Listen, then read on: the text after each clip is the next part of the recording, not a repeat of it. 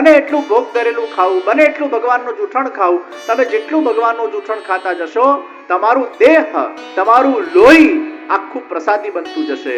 અને યાદ રાખજો, જેમ જેમ તમારું લોહી પ્રસાદી બનતું જશે, પછી જુઓ તમારું મન, તમારું ચિત્ત, તમારો બુદ્ધિ, તમારા વિચારો એ ભગવાનમાં એકાગ્રિત થાય છે કે નહીં. આ ઘણા લોકો પૂછે છે ને, ભગવાનમાં કેમ મન લાગતું નથી? એનું કારણ છે, સેવા કરતા હોય, પ્રસાદી ખાતા ના હોય. સેવા કરો, સત્સંગ કરો, સ્મરણ કરો, પ્રસાદી ભોજન કરો, આ બધા જ પરેજીઓ પાડો. ગોળી ખાઓ છો પણ પરેજી ના પાડો તો એ ગોળી અસર એટલી કરતી નથી જેટલી કરવી જોઈએ. એમ ગોળી સાથે પરેજી પડાવી જોઈએ. એમ ઠાકોરજીની સેવા સાથે જ્યારે પ્રસાદી ભોજનનો વ્યક્તિ આગ્રહ રાખે છે, ત્યારે જ જઈને એનું આખો મન, ચિત્ત, રસ, એના દેહના વિષયો, એના સેલ, એનું બ્લડ, એ બધું જ ભગવદમય બને છે. એના રોમ રોમ પ્રસાદી બને છે. અને પછી એના ચિત્તનો નિરોધ એ ભગવાનમાં ચોક્કસ થઈ જાય છે. અને આ એક્સપેરિમેન્ટ થયેલો વિષય છે. અમેરિકાના હ્યુસ્ટન ગામમાં એક પતિ ભગવાનને માનતા જ નતા, પણ સારા પતિ હતા. પત્નીને બધું કરવા દે, તો પત્નીની સકડી ભોગની સેવા, પહેલા મિશ્રી ભોગ કરતા, પછી દૂધગર કરતા, પછી પતિએ કઈ ખાક પાડી હશે તો સકડી કરવા લાગ્યા. તો સકડી ભોગની સેવા એટલે હવે ઠાકોરજીનો પ્રસાદ પેલા ટેબલ પર તો આવે જ, ડાઇનિંગ ટેબલ પર. ભલે પેલો ભગવાનને માને નહીં, ભગવાનના દર્શન ન કરે, ભગવાનને પ્રણામ ન કરે, પણ ખાવાનું તો એ જ ખાશે જે ભગવાને પ્રસાદી કર્યું છે. તો 1 દિવસ, 2 દિવસ, 3 દિવસ, 4 દિવસ, 5 દિવસ, 6 દિવસ એમ કરતા કરતા 8 થી 10 મહિના પ્રસાદી ભોજન એના પતિ ખાતા ગયા. 11મા મહિને કોણ જાણે એને શું થયું, સીધા ભગવાનના મંદિરમાં જઈને સાષ્ટાંગ દંડવત પ્રણામ કરવા લાગ્યા. ઠાકોરજીની સેવામાં રતપ્રત થવા લાગ્યા, વાંચન કરવા લાગ્યા. અને અત્યારે એટલા જ્ઞાની થઈ ગયા પુષ્ટિ માર્ગના કે ત્યાંની હવેલીમાં 16 ગ્રંથ ઉપર ક્લાસીસ ચલાવે છે અને બીજા લોકોને પુષ્ટિ માર્ગના અંદર આગળ વધારવા માટે પ્રેરિત કરી રહ્યા છે. વિચાર કરો, પ્રસાદી ભોજનમાં કેટલી તાકાત છે. તો ભગવાનનું જૂઠણ તમે ખાતા જશો તો ભગવાન માટે ભાવ અને પ્રેમ તમારો વધતો જશે.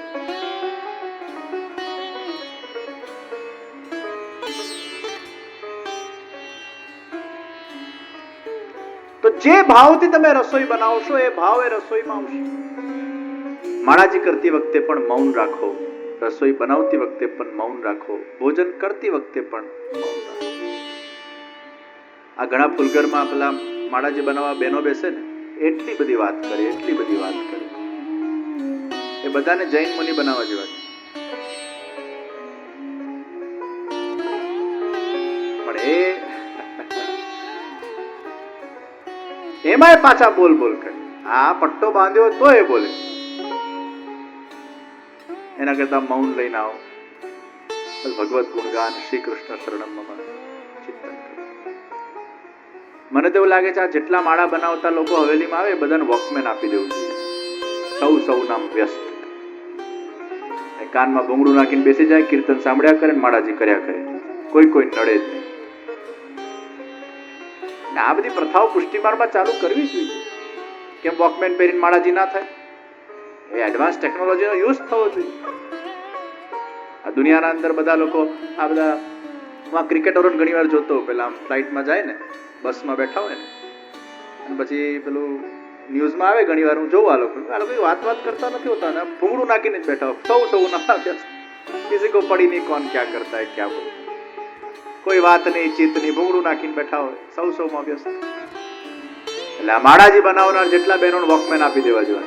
નાખો ભૂંગળું, કીર્તન સાંભળો, માળાજી કરતા જાઓ. કોઈ વાતચીત કરવી હોય તો પછી ઘેર જાઓ એકબીજાના, પણ માળા કરતી વખતે પ્રભુમાં ચિંતન. अरे कुमना, जो रोटी बनाते बनाते मेरे स्वरूप का स्मरण होगा, चिंतन होगा, उसमें मिठास नहीं तो क्या खाराश हो.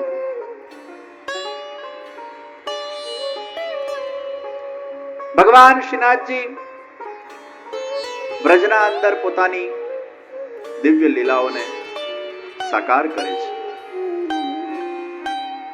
ગિરિરાજની તળેટીમાં ઘણા બધા ગામો, એમાંનું એક ગામ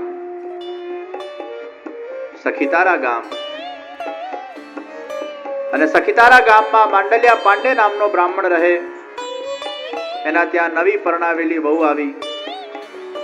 અને વહુ જ્યારે ઘરમાં આવી ત્યારે તો બધાએ ખૂબ એના વખાણ કર્યા કે વહુ સારા પગલા લઈને આવી છે.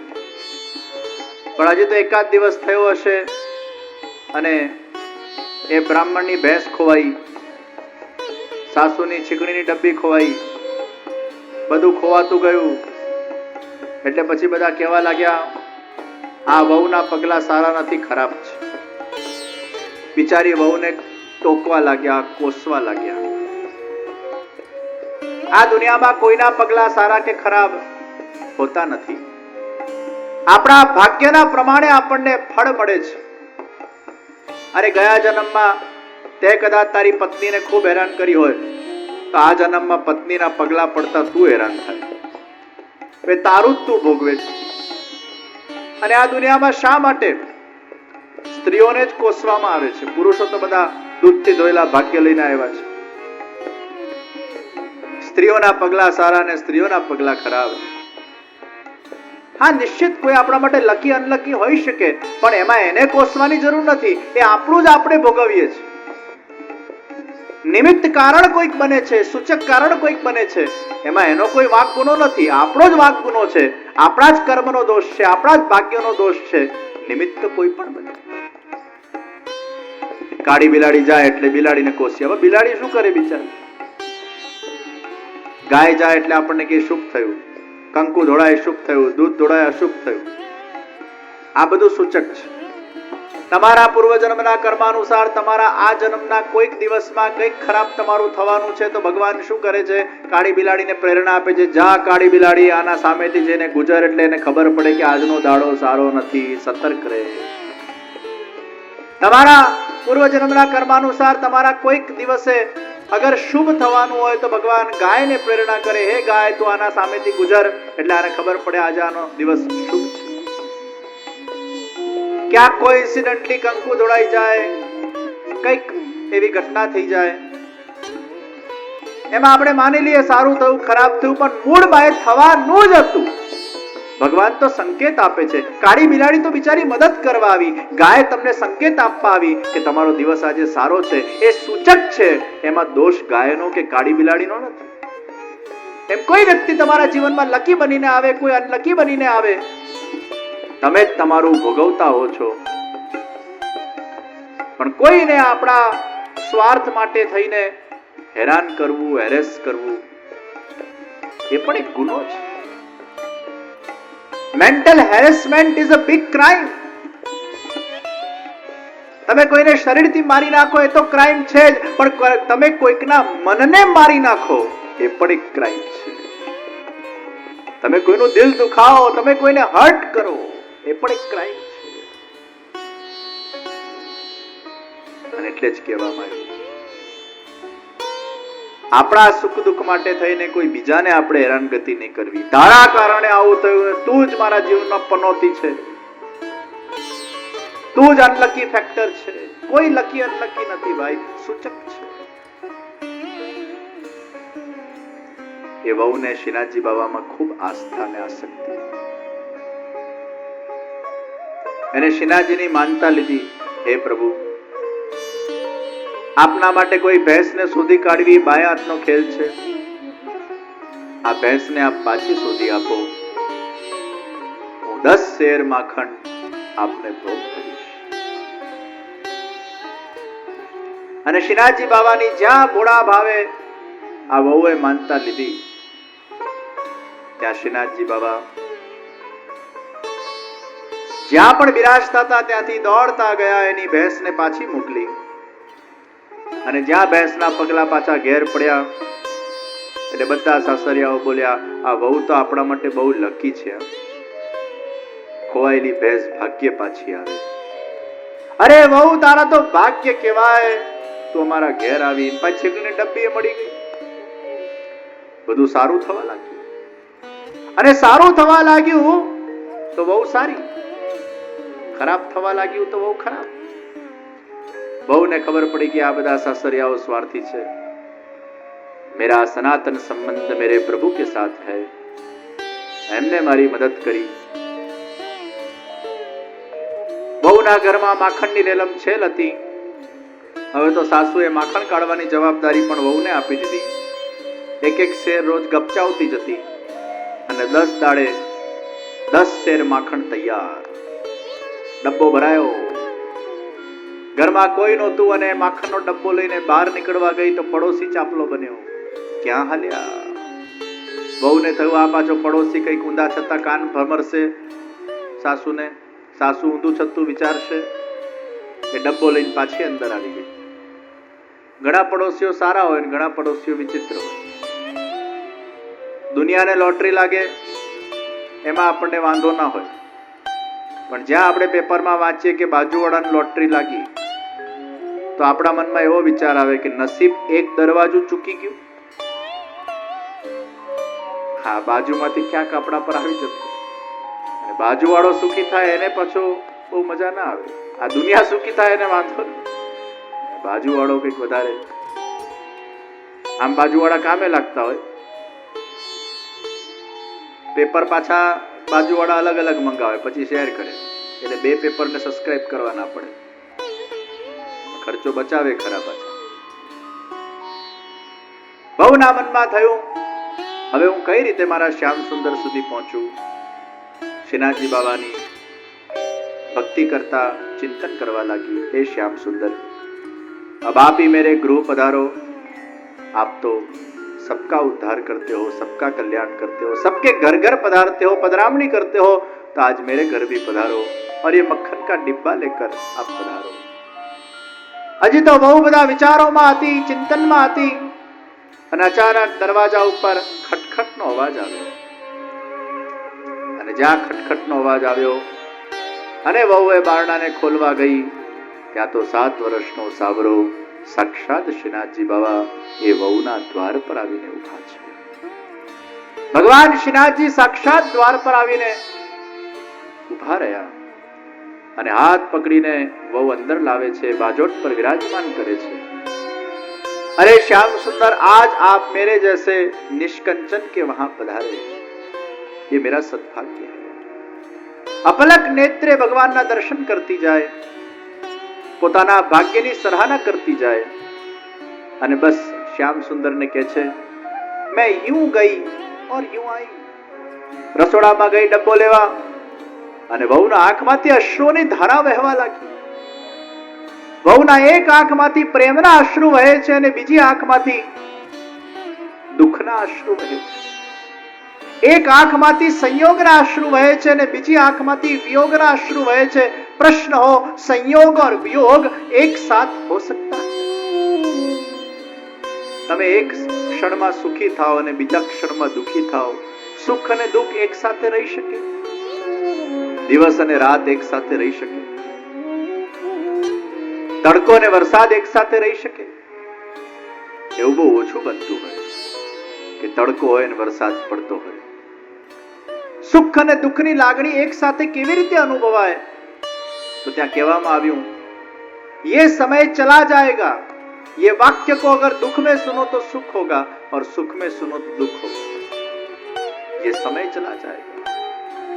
બહુના મનમાં વિચાર આવ્યો આજે શ્યામ સુંદર પધાર્યા એનો મારા મનમાં આનંદ છે, પણ થોડીક જ વારમાં મને છોડીને જતા રહેશે એ વિચારથી, એ વિયોગનો વિચાર એ મને દુઃખ આપે છે. આપણો પસંદીદા વ્યક્તિ આપણા ઘરે આવે એનો આનંદ થાય, પણ એ આપણને છોડીને થોડાક દિવસમાં જતો રહેશે આ વિચાર એ આનંદને નિરાનંદમાં કન્વર્ટ કરી નાખે. संयोग और वियोग की अनुभूति बहू के मन में हो रही है. અને બહુ મનમાં વિચાર કરે હે પ્રભુ, આપ મારા ઘરે પધાર્યા એ મારું ભાગ્ય.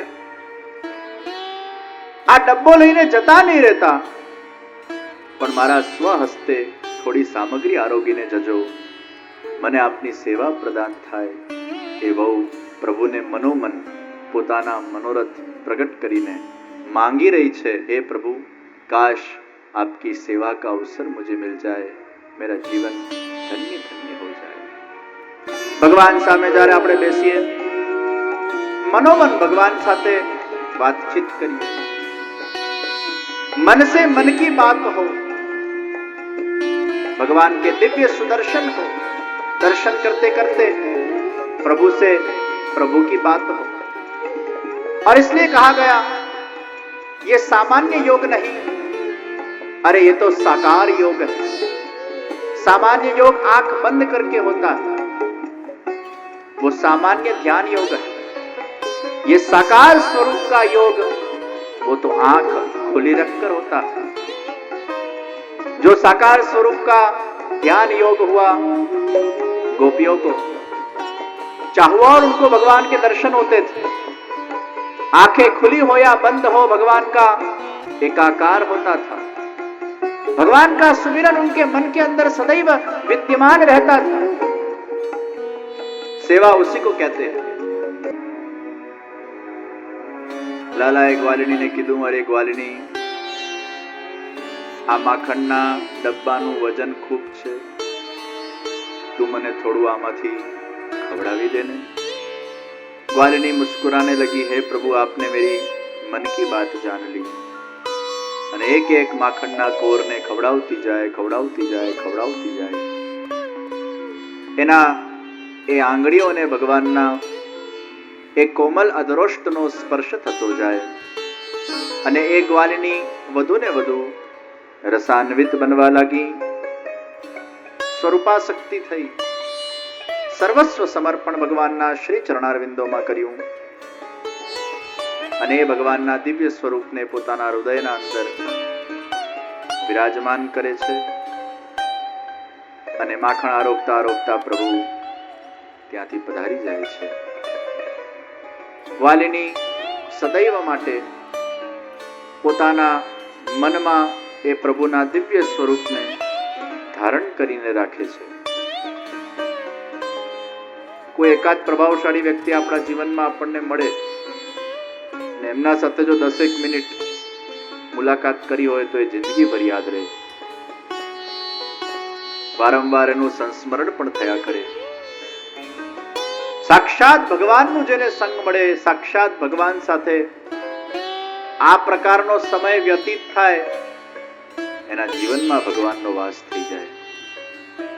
એનું મન હૃદય એ સદૈવ ભગવાનના સ્વરૂપથી આપ્લાન્વિત બની જાય। ભગવાને આ ગ્વાલિની ઉપર પોતાની વિશેષ અનુકંપા કરી। કુંભનદાસજી ભગવાન જે સુંદર લીલાઓ કરતા એને કીર્તનોના માધ્યમથી ગાઈ નાખતા અને ભગવાનને કીર્તન ખૂબ ગમે છે।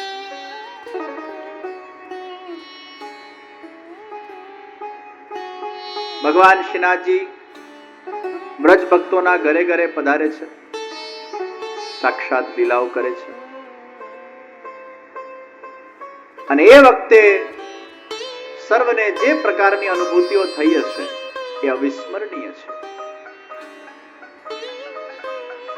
જેને ઠાકોરજીમાં ભાવ છે, પ્રેમ છે અને એ અગર પ્રેમપૂર્વકની સેવા કરે છે તો નિશ્ચિત એના જીવનમાં ક્યારે ને ક્યારે કોઈને કોઈ ઘડીએ, કોઈને કોઈ ક્ષણે ભગવાને એને કંઈક સ્વાનુભૂતિ તો કરાવી જ હશે।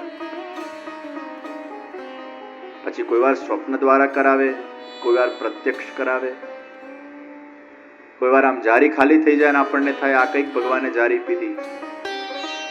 પછી પાછા પેલા ઘેર જે વરજી હોય એ ચેક કરે કે કાણું વાણું તો નથી, પછી એને વિશ્વાસ આવે ને આ ખરેખર ખાલી થઈ છે। પછી પૂછે અલા તે આખી તો ભરી હતી ને કે અડધી ભરી હતી? પછી બે ચાર વાર અનુભવ થાય પછી ઘરવાળાને વિશ્વાસ આવે ના કંઈક ખાલી થયું। અને ભગવાન ઘણીવાર કદાચ પ્રત્યક્ષમાં અનુભૂતિ ન પણ કરાવે તો તમને દર્શનમાં અનુભૂતિ કરાવી દે। કોઈક વાર એવું દેખાય ભગવાન હસતા છે, કોઈક વાર એવું દેખાય નારાજ છે, કોઈક વાર એવું દેખાય ભગવાન આજે સારા મૂડમાં છે। હવે એ ઘણીવાર દર્શન તમને જ થતા હોય, બીજા કોઈને પાછું ન થાય। સાસુ કે વહુ જો ને આજે ઠાકોરજી હસી રહ્યા છે, બહુ કે મને તો એવું કે દેખાતું જ નથી, પણ એ ખાલી તમારા પૂરતા જ એ દર્શન હોય અને એની અનુભૂતિ તમને જ થતી હોય તો निश्चित कोई न कोई प्रकार का अनुभव उस व्यक्ति को भक्ति मार्ग में भगवान निश्चित करवाते ही है। અને તમને જે અનુભવ થાય એને તમારા મનમાં રાખજો, મનમાં ધારણ કરીને રાખજો, પછી એનો બહુ ઢીંઢરો નહીં પીટતા. ઠાકોરજીએ તમને પોતાના જાણીને અનુભવ કરાવ્યો હોય એ તમારા મનમાં રાખજો, ત્યાં તમારા ગુરુને કહેજો, એ કદાચ તમને એનું માર્ગદર્શન આપી શકે.